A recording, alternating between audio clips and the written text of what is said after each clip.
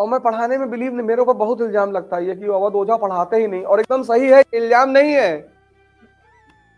ये एकदम सही बात है, मैं पढ़ाता नहीं, इल्जाम नहीं, ये सच्चाई है। क्योंकि मेरा मानना यह है कि अगर तुम ये डेवलप कर लेगा ना तो जीवन में बैसाखी खत्म हो जाएगी।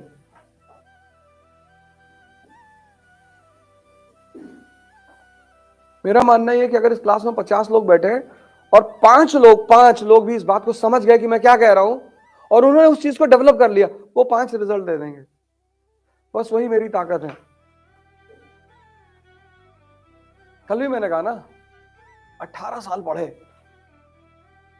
लेकिन कंपटीशन देते वक्त कैसे परेशान हो जा रहे हो।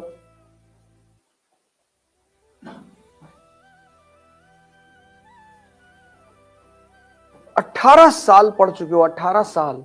अब पढ़ना नहीं है। अर्जुन, युधिष्ठिर, नकुल, सहदेव, भीम, दुर्योधन, सबने युद्ध किससे सीखा? द्रोणाचार्य से। लेकिन महाभारत का जब युद्ध है तो उसमें कोच काम आ रहा है, कोच। महाभारत के युद्ध में द्रोणाचार्य काम नहीं आ रहे हैं, प्रोफेसर काम नहीं आ रहा है, कोच। अर्जुन को वो ये नहीं सिखा रहा धनुष बाण कैसे चलाते हैं, पता है। आपकी दिक्कत ये पता क्या है, आपने कभी कायदे से पढ़ा ही नहीं। आपका पहला स्टेप ही खराब है।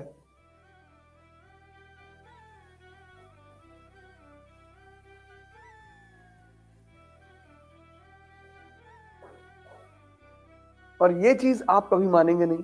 इतनी बेसिक से कौन पढ़ाएगा यार? इतनी बेसिक से अगर पढ़ाएगा तो कितना टाइम लगेगा? तुम सोच कर देखो, हर सब्जेक्ट में अगर आदमी इतनी बेसिक से छोटी छोटी चीजें, वो भी जब आप ग्रेजुएशन कर चुके हैं, पोस्ट ग्रेजुएशन कर चुके हैं, पीएचडी कर रहे हैं,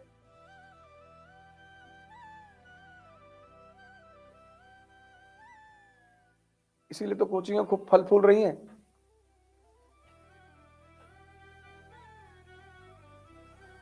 और जिनका नाम ज्यादा हो गया है वो ज्यादा लूट रही हैं। वो सक्सेसफुल लड़कों की तो फोटो छापती हैं, और फेलियर की सक्सेस तो 1% होता है ना, 99 उनकी जिम्मेदारी कौन लेगा? वो जो सक्सेसफुल हो रहे हैं वो तो चलो, उसमें से बहुत सारे तो डिजर्व करते हैं भाई। कई सारे ऐसे लोग हैं जिनके परिवार में ब्यूरोक्रेट है, माँ बाप है, वो बता देते हैं कि ऐसे पढ़ना है। बहुत सारे लोग बहुत अच्छे अच्छे स्कूलों में पढ़े हैं। हमारी बेटियां पढ़ती कोठारी इंटरनेशनल नोएडा में, क्या स्कूल है, क्या पढ़ाते हैं बच्चों को। मतलब हमें लगता है कि अगर बाय द वे कभी उन्हें आईएएस देना हुआ तो उन्हें कोचिंग जाने की जरूरत ही नहीं पड़ेगी, इतना अच्छा पढ़ा रहे। घर पे किसी को कुछ बताने की जरूरत ही नहीं पड़ती, ऐसे को रिलेट करके पढ़ा रहे हैं, कनेक्ट करके पढ़ा रहे हैं, समझा कर पढ़ा रहे हैं।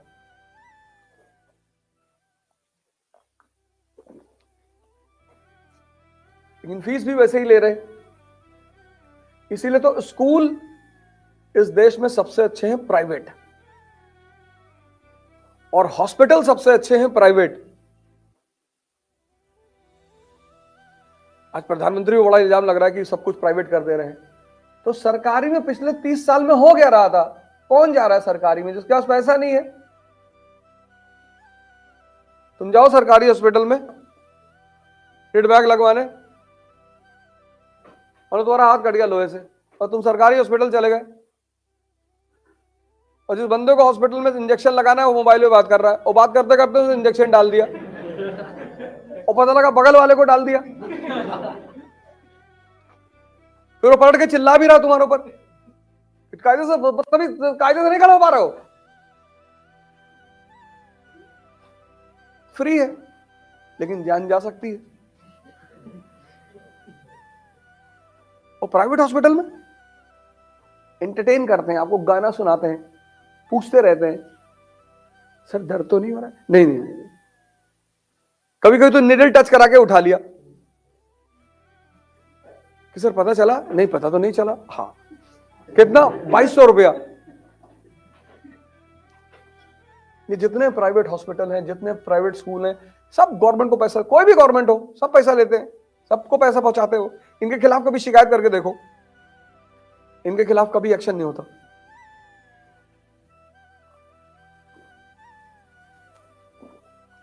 हर साल 2000, 5000, 10,000 एक्स्ट्रा चार्ज लेते हैं हर साल। वो सरकार को जो देना है अपने घर से थोड़ी देंगे, तो माँ बाप से ही लेंगे। तो हर साल एक मैसेज भेज देते हैं क्लास सेशन के एंड के बाद कि maintenance of the school 5,000 to be donated by the parents. अब 2000 लड़के हैं, 5000 से मल्टीप्लाई कर लो, चला गया। तुम किसी प्राइवेट हॉस्पिटल, स्कूल, इनकी बुराई करके देखो जाके, एफआईआर को तुम ही को मारेंगे सब गिरा के।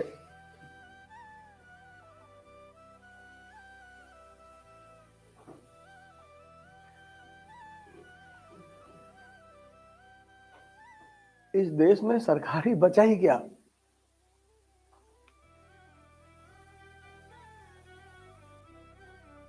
पहले लोग गांधी फैमिली पे इल्जाम लगाते थे कि अरे परिवारवाद है, अब समाजवाद है।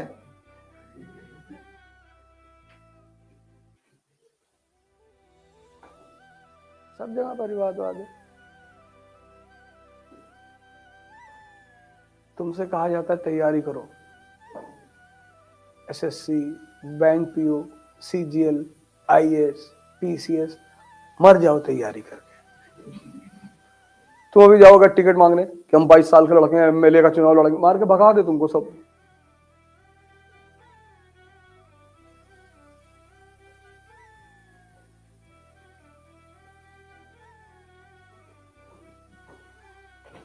अगर इंडिपेंडेंट लड़ोगे तो यहाँ की जनता तुम्हारी किडनी बिकवा देगी और तुम्हारा सारा पैसा खा जाएगी। तुम्हारे लिए कोई नहीं लड़ेगा, हर आदमी को अपनी लड़ाई खुद लड़नी पड़ेगी। देखो डिप्ले को, यह है विजडम पैदा कर, यह है सोचना। कोई किसी के लिए नहीं लड़ता। देखो यही मैं कल कह रहा था कि शिक्षा एक मेजर मीडियम है विजडम पैदा करने का। इसलिए सिर्फ पढ़ना नहीं है, सोचना है। तो जब ड्यूप्ले ने मद्रास वापस करने से मना कर दिया तो कौन सा युद्ध हुआ?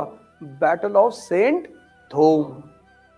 ये था important event in first Anglo Carnatic war. लिखो। और कल मैंने आपको एक बात बताई, मेरी कुछ बातों को नोट कर लेना।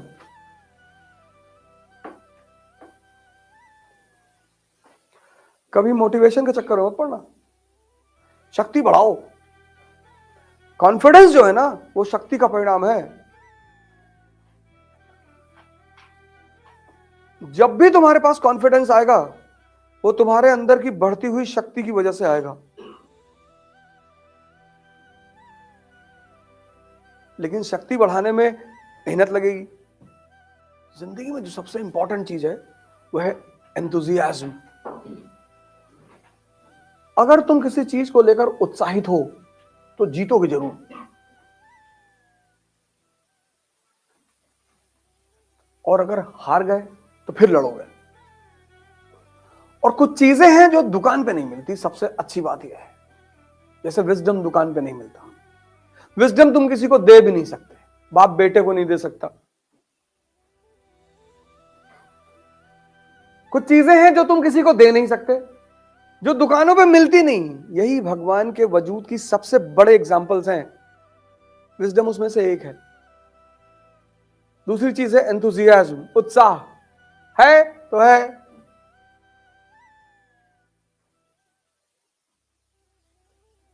और नहीं है तो कुछ ना कर पाओगे। और जब इन 700 लोगों ने लोकल सेना को हराया, बस यहीं से ड्यूप्ले के अंदर एंथुजियाज्म पैदा हो गया। यार गजब यार, ये हालत है हिंदुस्तानियों की। बहादुरी में कमी नहीं थी, बहादुरी में कमी नहीं थी, कमी थी ट्रेनिंग की, कमी थी डिसिप्लिन की। तो देखो अब यहां पे एक बात और सीखो, मैसेज देखो कि हार का कारण ट्रेनिंग की कमी भी होता है, हार का कारण डिसिप्लिन का अभाव भी होता है। यही मैंने कहा ना शुरुआत में क्लास में कि ये सिर्फ कहानी नहीं है, इस कहानी के हर कदम पे तुम्हें मैसेज मिलेगा। ये 5,000 है, तुमने भी 500 किताबें पढ़ ली, पता तुमको कुछ नहीं है। इसलिए मैं कहता हूं एक पढ़ो, एक। ये जितने टॉपर हो जाते हैं बाद में बोलते हैं I read this book and that book and I studied DD Basu also, कुछ नहीं पढ़ा है, झूठ बोल रहा है। तुम इनके चक्कर में पढ़ो। तुम भी जब सिलेक्शन लेना तो बोलो कि I brought book from London and 13 books on polity and this and that. वो भी कहीं ना कहीं सुन ही रहे होंगे, लाइव चल रहा है ना यूट्यूब पे। हाँ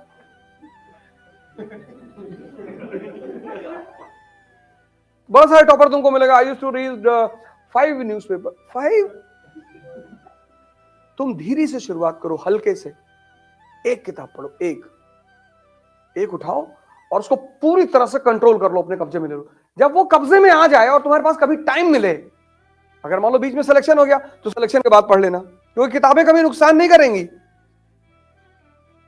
मान लो तुमने लक्ष्मीकांत पर कमांड कर दिया, तुम्हारा सिलेक्शन हो गया, तो तुम दुखी मत होना कि यार अब मैं फिर सब डीडी बसु पढ़ नहीं पाए थे, तुम मसूरी में पढ़ लेना।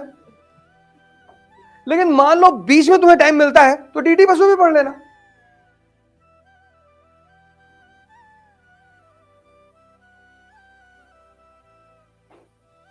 हर आदमी की बात पर इतना वो मत किया करो। हमसे बहुत लोग मिलते हैं कि हमारे पापा चाचा हमारे विधायक हैं, हम राष्ट्रपति हैं अमेरिका के। अरे मजाक कर रहे हैं, तो तुम ही काहे इतना सीरियस हो रहे हो? और ये सब मत बताया करो, हमसे जो काम है ले लो और हमको पैसे दे दो और निकलो यहां से। राय तो मत फैलाओ जिंदगी में, सीधी बात, नो बकवास, काम बताओ और निकलो। ये देखो, ये सीखने वाली बात है। 700 लोगों ने 5,000 लोगों को हरा दिया। इसलिए इस बैटल का काम क्या महत्व है? इसने ड्यूप्ले के अंदर उत्साह पैदा कर दिया कि यार 700 की डिसिप्लिन्ड आर्मी और ट्रेंड आर्मी यहां के 5,000 लोगों पर भारी है। बस यहीं से उसका दिमाग काम करना शुरू हुआ। And this led to second Anglo Carnatic war. पहला क्लियर? तो अब क्या करो? अब तुम एक काम करो, ये सब फाड़ फूड़ के फेंक दो, जितना लियो घर पे जाके जला देना। एक फाइल बनाओ अपनी ऐसे ट्रायंगल और स्क्वायर वाली। तो पहला कर्नाटिक वॉर हेडिंग वाला, और फिर ट्रायंगल बना के लिख लो issue war of succession in Austria, एक वर्ड में, एक लाइन में। Important event saint Thome, outcome enthusiasm and appetite. बस ये तुम्हारा नोट्स हो गया, बस यही तुम्हारा नोट्स है। एक प्योर फाइल बनाओ जिसमें सिर्फ डायग्राम हो। पहला कर्नाटिक वॉर, ट्रायंगल, 3 बातें याद रखनी है, बाकी यहां फीड करना है। इसको बोलते हैं डाइजेशन। अब इन स्टीम टहल लो, किसी को पकड़ लो कि चाय पियोगे, हाँ लो चाय पिलाओ उसको, और फिर उसको कर्नाटिक वॉर सुनाओ, और अगर कह दे नहीं सुनेंगे तो चाय छीन लो।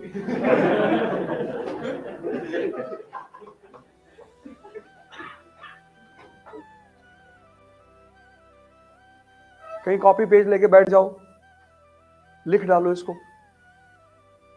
तुम बिना सोचे पढ़ सकते हो, तुम बिना सोचे लिख नहीं सकते। और जितना तुम लिखोगे उतना तुम्हारा डाइजेशन इंप्रूव होता चला जाएगा। तुम बिना सोचे पढ़ सकते हो, तुम बिना सोचे लिख नहीं सकते। लिख डालो, किसी को सुना दो, बड़े वाले मामा को फोन कर दो, यार तुम समझे यार कर्नाटिक वॉर कैसे हुआ?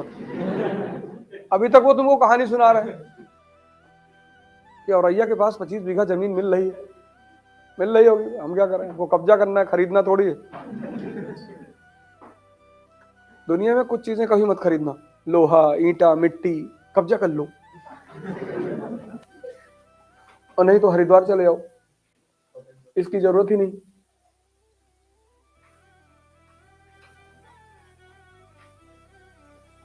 कहां मिट्टी खरीदोगे यार, इतना मेहनत से पैसा कमाओ, फिर जमीन मिट्टी खरीदोगे? आयुष बन जाओगे, सरकार तुम्हें बंगला देगी ही रहने के लिए।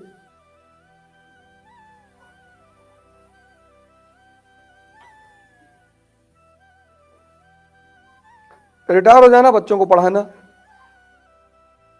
राजनीति करना, अपने ऊपर वेब सीरीज बनवा लेना।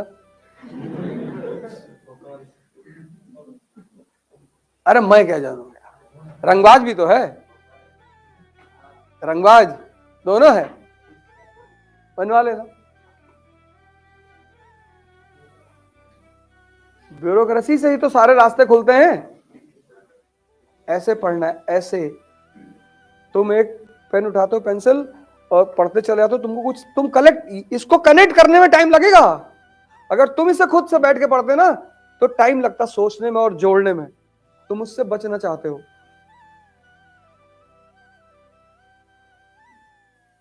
तुम इससे बचना चाहते हो, तुम इन सब चीजों को सोचना नहीं चाहते।